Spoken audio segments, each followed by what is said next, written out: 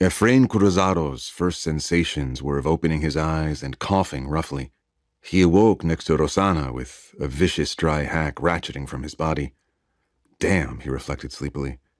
Maybe he should get over to the all-night save-on over on Alvarado. Suddenly Rosana too was coughing, and Cruzado realized their bedroom was far stuffier than usual. "What's happening? Put on the lights," his wife said groggily, rousing herself from her slumber. It came to him in the same moment he got to his feet. "Fire, Rosana! There's a fire in our place!" He tried to sound calm. He didn't want her getting panicked as he clawed along the wall for the light switch through the invading soot. His eyes began to cloud from fear and smoke. The light from the fixture in the ceiling had a weird, otherworldly effect, illuminating the moist, oily fog rolling through their bedroom. Cruzado was already out the door, heading for the girls' room. Behind him, he could hear Rosana loudly coughing and stumbling about, her idea the same as his. In the hall, he bumped into a hurtling body, and Cruzado crazily imagined that it was one of those Mayate bastards, one of those blacks who'd surely set the fire. Or, goddamn him, maybe it wasn't them.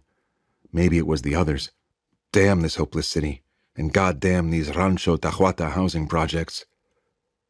Efrain! His sister Carla exclaimed, latching onto his arm. "I can't see anything. Where are the children?" He grabbed her shoulder and gently but forcefully pushed her to the right. "Stay still. Rosana is coming this way, and I want you to hold on to her," he said in Spanish, moving to his left. The door to the girl's bedroom was hot, and he knew what that meant. But what could he do? A father can't ignore his responsibilities. He got the door open, the heat from the room literally sucking the breath out of him. He rocked back, sagging down against the far wall as the fire's fury overpowered him.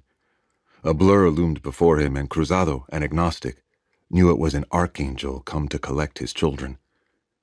But the time for sweet music was not just yet. He could hear their wails. The girls had to be saved. "Carla, please," he heard Rosana plead. He found some air, but it hurt to take it in. His lungs were singed like meat on an open spit, but he had to get up. He had to do something. One side of the girls' room was a dance of glowing saffron, and Cruzado could hear Olga screaming in that particular wail of hers. Normally the sound got on his nerves, but now it was a beacon guiding him in a savage terrain. "I'm coming, mija! Daddy's coming!" Cruzado promised.